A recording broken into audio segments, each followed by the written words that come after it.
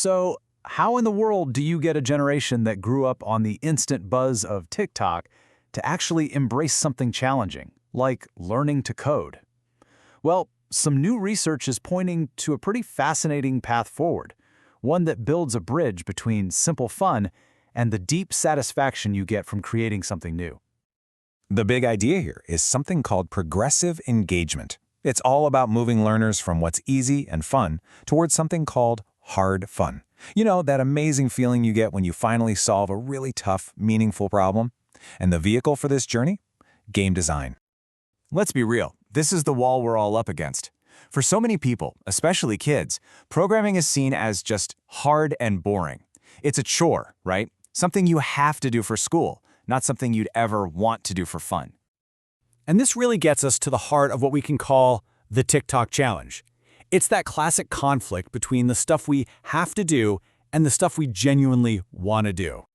Okay, check out this grid. It basically maps out all our activities. Up in the top right, that's your TikTok zone. Super accessible and exciting. Then, way down in the bottom left, you've got something like writing a C++ program to find prime numbers, which for most people is hard and, yeah, pretty boring. That's the have-to zone. The goal, the sweet spot, is that bottom right quadrant, hard fun. So the mission is to build a bridge. The researchers call it an accessibility to challenge progression. Basically, it's about creating a smooth, inviting path that takes you from the easy fun of scrolling a feed to the rewarding challenge of, say, finally cracking a crossword puzzle, but for learning how to code.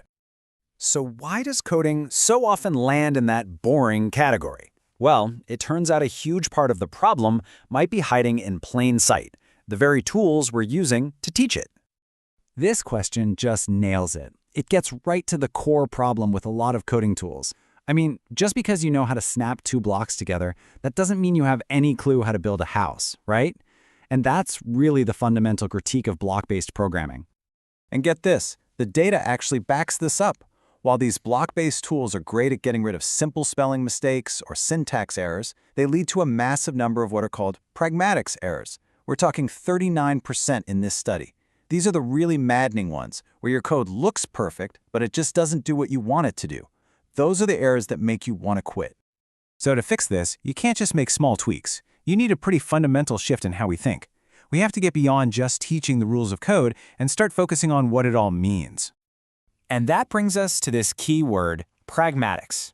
Just like in regular conversation, it's not just about the words you use, it's about what they mean in that specific context. In programming, it's about understanding what your code is actually going to do. It's the why behind the what.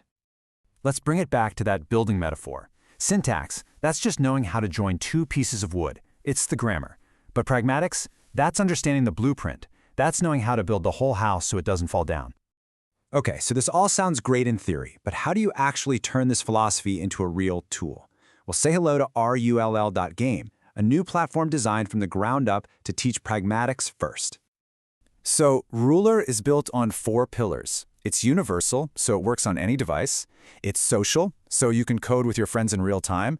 It's grounded, letting you use AR to bring your own drawings into the game. But the absolute game changer is that it's prebuggable. Think about that. It helps you see the consequences of your code before you even run it, preventing so many of those frustrating mistakes from ever happening. The secret sauce here is an innovation called Proxy-Based Programming. It basically flips the whole traditional model upside down by forcing you to think about the meaning and the outcome, the pragmatics, right from the get-go. All right, the big question. Does it work? I mean, what kind of difference does this new way of thinking actually make? Well, the results are, well, they're pretty dramatic. Believe it or not, the research shows that this pragmatics-first approach leads to 10 times fewer errors than traditional block-based programming. 10 times. That's not just a little better. That's a completely different ballgame. So a 10x reduction in errors is amazing in a lab, but what does that actually look like when you put this tool in the hands of real kids in a real classroom? Let's take a look at the data. Well, for starters, the creativity just exploded. At one event, a group of students made over 500 unique games in a single week. And they weren't using generic characters. They were bringing their own hand-drawn creations to life. This is what real, deep engagement looks like. The survey data showed that across the board, kids absolutely loved creating games. But here's where it gets really interesting.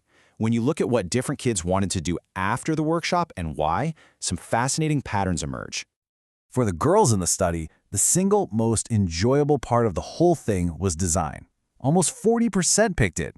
They were really drawn to the visual creativity, the art, and the world-building aspects. Now look at the boys. It's almost a perfect flip. For them, programming was the #1 aspect by a huge margin. And this is so cool because it shows how a great tool can appeal to totally different motivations. You can come at it loving design, or you can come at it loving logic. And either way, you can create something awesome. But you know, after all the charts and all the graphs, sometimes the most powerful data point you can get comes from asking one student one simple question. And the answer they got? Yes, and secretly in school. I mean, come on, just think about that for a second. When you've created an educational tool that a kid wants to use so badly that they'll literally sneak it into their other classes, you've won. You've officially found the magic formula. And this really brings us to a hopeful conclusion. The answer isn't to fight the TikTok generation, it's to build them a better bridge. A bridge from simple fun to a much more rewarding kind of challenge. It's about leading them towards something creative, something deeply engaging. And it really does seem like there is still plenty of hope for the TikTok generation after all.